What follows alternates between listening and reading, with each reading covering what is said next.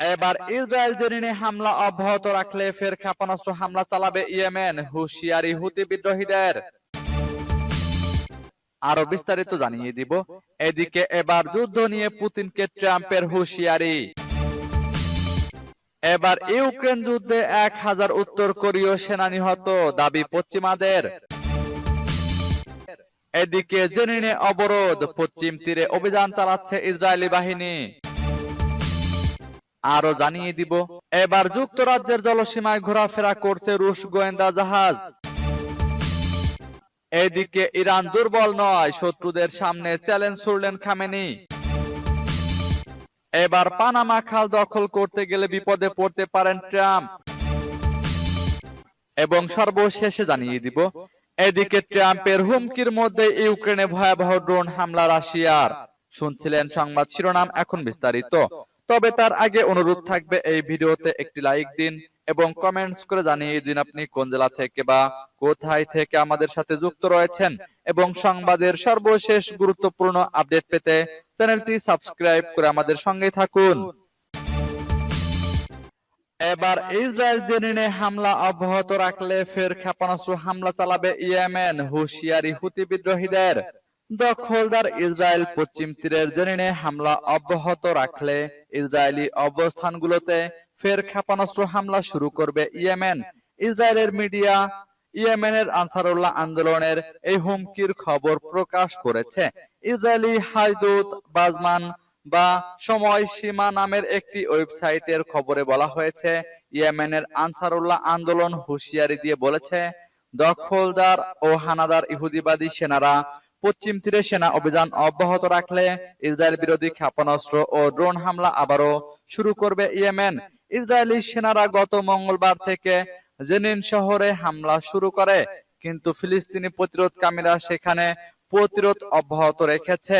জেনিনে Israeli হামলায় 10 জন ফিলিস্তিনি শহীদ ও 40 জন আহত হয়েছে। অন্যদিকে সংগ্রামী ফিলিস্তিনিদের প্রতিরোধে গত 4 দিনে একজন ইসরায়েলি সেনা নিহত ও 11 জন আহত হয়েছে।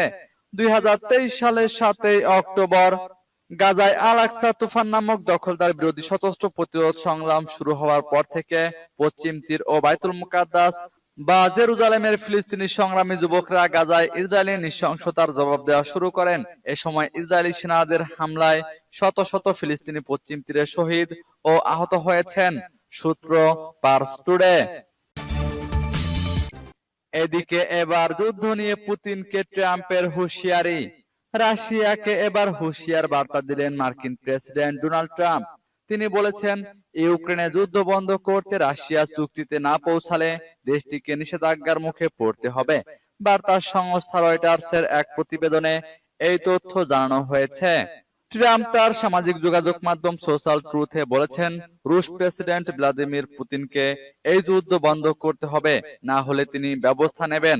মার্কিন প্রেসিডেন্ট বলেন, এখনই মীমাংসা করুন, এই হাস্যকর যুদ্ধ থামান, না হলে পরিস্থিতি আরো খারাপ হবে। গত সোমবার মার্কিন প্রেসিডেন্ট হিসেবে শপথ নেন ট্রাম্প। এরপর গত বুধবার প্রথমবারের মতো পুতিনকে নিয়ে মুখ খুলেন। ট্রাম্প বলেন, আপনি যদি চুক্তি না করেন তাহলে রাশিয়া এ যুদ্ধে অংশ নেওয়া অন্য দেশের বিরুদ্ধে চড়া হারে কর শুল্ক বসানো ও আরো নিষেধাজ্ঞা জারি করা ছাড়া আমার সামনে কোনো বিকল্প থাকবে না। মার্কিন প্রেসিডেন্ট বলেন, আমি প্রেসিডেন্ট থাকলে এই যুদ্ধ শুরুই হতো না। এখন এটা বন্ধ করুন। আমরা সহজ বা কঠিন রাস্তায় হাঁটতে পারি। সহজ রাস্তা সব সময় ভালো, তাই চুক্তি করার পক্ষে এটাই সেরা সময়। আর কোনো জীবন যেন নষ্ট না হয়। এবার ইউক্রেন যুদ্ধে 1000 উত্তর কোরীয় সেনা নিহত, দাবি পশ্চিমাদের। ইউক্রেন যুদ্ধে রাশিয়ার হয়ে লড়াইরত 1000 উত্তর কোরীয় সেনা নিহত হয়েছেন, এমনটাই দাবি করেছেন পশ্চিমা কর্মকর্তারা। বুধবার এক প্রতিবেদনে এ তথ্য জানিয়েছে ব্রিটিশ সংবাদ মাধ্যম বিবিসি। 2022 সালের ফেব্রুয়ারিতে ইউক্রেনে আগ্রাসন শুরু করে রাশিয়া। তাদেরকে শক্তিশালী করতে হাজার হাজার সেনাকে মস্কোতে পাঠিয়েছে পিয়ংইয়ং। এমনকি তুরস্ক সীমান্তেও উত্তর কোরীয় সেনা মোতায়েন আছে। সেখানেই এই প্রাণহানির ঘটনা ঘটেছে বলে দাবি করেছেন পশ্চিমা কর্মকর্তারা বিবিসিকে বলেছেন, মাত্র 3 মাসে রাশিয়ার পশ্চিমাঞ্চলীয় কুরস্ক অঞ্চলে লড়াইয়ের উত্তর কোরিয়ার 40% সেনা হতাহত হয়েছেন। নাম প্রকাশ না করা শর্তে কর্মকর্তারা বলেছেন, উত্তর কোরিয়া থেকে পাঠানো আনুমানিক 11,000 সেনার মধ্যে ইতোমধ্যেই 4,000 সেনা নিহত, আহত, নিখোঁজ বা প্রতিপক্ষের হাতে বন্দী হয়েছেন। এদিকে জেনিনে অবরোধ, পশ্চিম তীরে অভিযান চালাচ্ছে ইসরায়েলি বাহিনী। কমপক্ষে 47,161 জন ফিলিস্তিনিকে হত্যার পর অবরুদ্ধ গাজায় যুদ্ধবিরতির মধ্যে অধিকৃত পশ্চিম তীরে সহিংসতা ও অপহরণ অব্যাহত রেখেছে ইসরায়েল। স্থানীয় সূত্রে বরাতে টিআরটি ওয়ার্ল্ড জানিয়েছে, জেনিনে চলমান অবরোধের মধ্যে অধিকৃত পশ্চিম তীরে একাধিক অভিযান চালিয়েছে ইসরায়েলি বাহিনী। ফিলিস্তিনি বার্তা সংস্থা ওয়াফা জানিয়েছে, ইসরায়েলি বাহিনী রামাল্লার উত্তর পূর্বে তুরমুসাইয়া শহরে প্রবেশ করেছে এবং পৌর ভবনের আশেপাশে তাদের মোতায়েন করা হয়।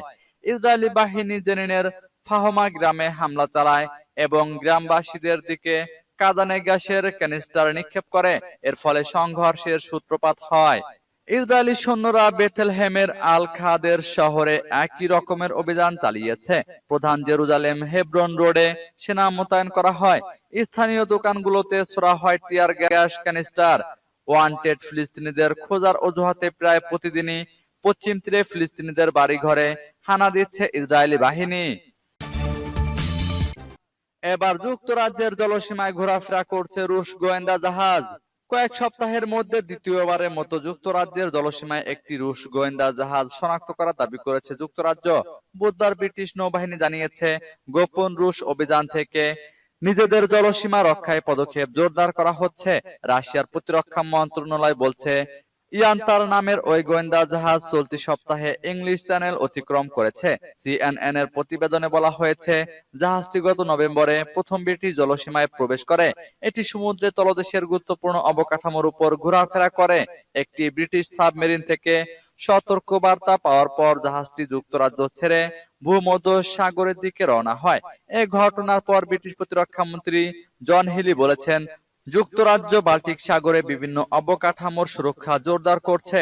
ন্যাটোর প্রচেষ্টাকে সহায়তা করার জন্য সামুদ্রিক টহল এবং নজরদারি বিমান সরবরাহ করা হচ্ছে। তিনি বলেন, প্রেসিডেন্ট পুতিনের প্রতি আমার বার্তা পরিষ্কার। আমরা জানি আপনারা কি করছেন। ব্রিটেনকে রক্ষায় জোরালো পদক্ষেপ নিতে আমরা পিছপা হব না। আমরা যুক্তরাজ্য বা ন্যাটো ভূখণ্ডের কাছাকাছি গোপনে রাশিয়ার জাহাজ এবং বিমান পরিচালনা বন্ধ নিশ্চিত করতে প্রতিক্রিয়া জোরদার করছি। এদিকে ইরান দুর্বল নয়, শত্রুদের সামনে চ্যালেঞ্জ ছুড়লেন খামেনি। মধ্যপ্রাচ্যে ইসরায়েলের সঙ্গে সংঘাত চলছে প্রায় 1 বছরেরও বেশি সময় ধরে। এরই মধ্যে ডোনাল্ড ট্রাম্প পুনরায় মার্কিন প্রেসিডেন্টের দায়িত্ব গ্রহণ করেছেন। এ পরিস্থিতিতে ইরানের সর্বোচ্চ নেতা আয়াতুল্লাহ আলী খামেনি শত্রুদের শনাক্ত করার আহ্বান জানিয়েছেন। ইরান ইন্টারন্যাশনালের এক প্রতিবেদনে এই তথ্য জানানো হয়েছে। সম্প্রতি এক বার্তায় খামেনি বলেছেন, কিছু কল্পনা বিলাসী ব্যক্তি দাবি করেছেন যে ইরান দুর্বল হয়ে পড়েছে। ভবিষ্যৎই বলবে আসলে কে দুর্বল। গত সপ্তাহে মার্কিন প্রেসিডেন্ট ডোনাল্ড ট্রাম্প তার পূর্বসূরি জো বাইডেন ও ইসরায়েলের প্রধানমন্ত্রী বেনিয়ামিন নেতানিয়াহু ইরানের শক্তি কমে যাওয়ার বিষয়ে মন্তব্য করেছিলেন। বিশেষ করে সিরিয়ায় ইরান সমর্থিত আসাদ সরকারের চ্যালেঞ্জ, ইসরায়েলের হামলায় বিমান প্রতিরক্ষা ব্যবস্থার ক্ষতি এবং ফিলিস্তিনি ও লেবানিজ মিত্রদের নেতাদের হত্যার ফলে তেহরানের আঞ্চলিক প্রভাব কিছুটা কমেছে বলে দাবি করেন তারা। তবে খামেনি এসব দাবিকে প্রত্যাখ্যান করে বলেন, ইরানকে অতীতেও দুর্বল ভাবা হয়েছিল। 1970 দশকে যখন ইরাক ইরানের বিরুদ্ধে আগ্রাসন চালিয়েছিল, তখনও বলা হয়েছিল ইরান টিকতে পারবে না, কিন্তু ইসলামী শাসন আরো শক্তিশালী হয়ে উঠেছিল। এবারও তার পুনরাবৃত্তি হবে। এবার পানামা খাল দখল করতে গেলে বিপদে পড়তে পারেন ট্রাম্প। যুক্তরাষ্ট্রের নবনির্বাচিত প্রেসিডেন্ট ডোনাল্ড ট্রাম্প গত সোমবার তার অভিষেক অনুষ্ঠানে প্রয়োজনে পানামা খালের নিয়ন্ত্রণ নেওয়ার হুমকি দিয়েছেন। পরের দিন মঙ্গলবার ট্রাম্পের হুমকির বিরুদ্ধে জাতিসংঘে আনুষ্ঠানিকভাবে অভিযোগ জানিয়েছে পানামা। ট্রাম্প যদি শক্তি প্রয়োগ, বিশেষ করে সামরিক শক্তি ব্যবহার করে পানামা খাল দখলের চেষ্টা করেন, তা হবে যুক্তরাষ্ট্রের কয়েক দশকের নীতি বিরুদ্ধ। তাছাড়া যুদ্ধ করাটা ট্রাম্পের ব্যক্তিগত নীতিরও বিরোধী, কারণ তিনি দীর্ঘদিন ধরে মধ্যপ্রাচ্যে মার্কিন সেনাদের যুদ্ধ করার বিরোধিতা করে আসছেন। তাই হঠাৎ তিনি যদি পানামা খাল দখলের জন্য একটি বড় রকমের যুদ্ধ শুরু করেন, তা জনসমর্থন আদায় করতে ব্যর্থ হতে পারে। সাবেক মার্কিন প্রেসিডেন্ট জিমি কার্টার পানামা খাল পানামা সরকারের কাছে হস্তান্তরের উদ্যোগ নিয়েছিলেন। পানামা খাল চুক্তি যুক্তরাষ্ট্রের সিনেটে পাশ হয় 1978 সালে। জিমি কার্টার এই চুক্তির পক্ষে সিনেটের 2/3 বেশি সদস্যর ভোট আদায় করতে পেরেছিলেন। পানামা খাল পানামা সরকারের কাছে ফেরত দেওয়াটাকে ন্যায্য মনে করতেন জিমি কার্টার। এদিকে ট্রাম্পের হুমকির মধ্যে ইউক্রেনে ভয়াবহ ড্রোন হামলা রাশিয়ার।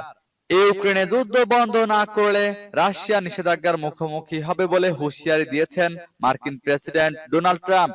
তবে এই হুমকির মধ্যেই ইউক্রেনের কয়েকটি শহর লক্ষ্য করে অন্তত 99টি ড্রোন হামলা চালিয়েছে রাশিয়া। পাল্টা আক্রমণ করেছে কিয়েভও। রাশিয়া ইউক্রেন সংঘাত বন্ধে আন্তর্জাতিক মহলে নানা আলোচনা হলেও এখনো পর্যন্ত কোনো পদক্ষেপ নেয়নি মস্কো ও কিয়েভ। তবে মার্কিন প্রেসিডেন্ট হিসেবে ডোনাল্ড ট্রাম্প ক্ষমতা গ্রহণের পর তার নির্বাচনী প্রতিশ্রুতি অনুযায়ী দেখা দিয়েছে যুদ্ধবিরতির সম্ভাবনা। এমনটি হলে নিরাপত্তা নিশ্চিতে 2 লাখ ইউরোপীয় শান্তিরক্ষীর প্রয়োজন হবে বলে জানিয়েছেন ইউক্রেনের প্রেসিডেন্ট ভলোদিমির জেলেনস্কি। গেল মঙ্গলবার সুইজারল্যান্ডের ডাভোস শহরে আয়োজিত ওয়ার্ল্ড ইকোনমিক ফোরামে এক বক্তৃতায় জেলেনস্কি বলেন, যুদ্ধবিরতি চুক্তির পর রাশিয়ার যে কোনো আক্রমণ থেকে রক্ষার জন্য ইউরোপীয় ইউনিয়নের শান্তিরক্ষী মোতায়েন প্রয়োজন। কিয়েভ মস্কোর কোনো দাবির কাছে মাথা নত করবে না বলে জানান তিনি। ট্রাম্পের সঙ্গে দ্রুত বৈঠকের জন্য তার কর্মকর্তারা প্রস্তুতি ও পরিকল্পনা করছে বলেও জানিয়েছেন জেলেনস্কি।